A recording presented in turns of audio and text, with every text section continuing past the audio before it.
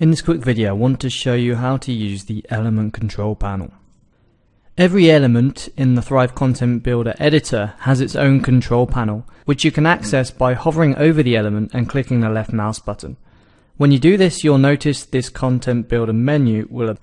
In here you'll have a range of functions and buttons that you can press to manipulate the element that's selected.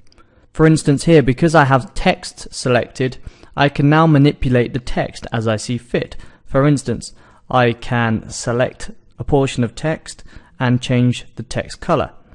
As you can see, I just changed a portion of the text to red. There are many other things you can do in the text element control panel menu, and we'll be running through each of those in one of our future videos. If I add an image element from the right hand side control panel and I insert an image, again we'll run through this whole process in a future video.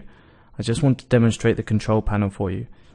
I can then hover over the image and click it, and it will show me the image control panel menu. And here again I have a range of functions that I can use to manipulate the image. For instance, I can put a border around it, change the color of the border. I can even modify a style. So here we've added a Polaroid style around the image. What's really important, and this is exactly the same for drag and drop as it is for the control panel, is that if you have elements that are inside each other, so for instance you may have a column and inside you may have text.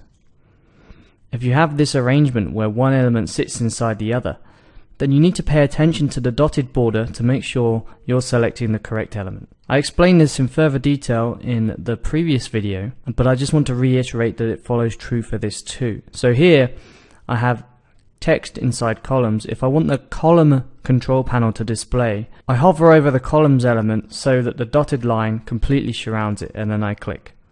And that will show the column control panel. If I want the text, I have to hover directly over the text until the dotted border surrounds only the text and not the entire column. I click there and it will show me the text control panel menu. It doesn't stop there. For instance, if you had a text box and inside that text box you had columns and inside the columns you had text. So here I'm selecting the entire content box. Here I'm selecting the columns, although you can't really see it very well because it's red on red. And here I'm selecting the text. So if I click here, I'm going to get the content box control panel as it says here, content box options. If I click here, I'm going to get the column options, and if I click here, I'm going to get the text element options. As I mentioned before, each element has its own set of options. So for instance, if I put a call to action box here into the page and I click on that, that's going to show me a set of options specific to the call to action element. So here, for instance, I can put the URL to Google, and that will set the URL of this button here to go to google.co.uk when it's selected. And that's a brief overview of the control panel menu system in Thrive Content Builder.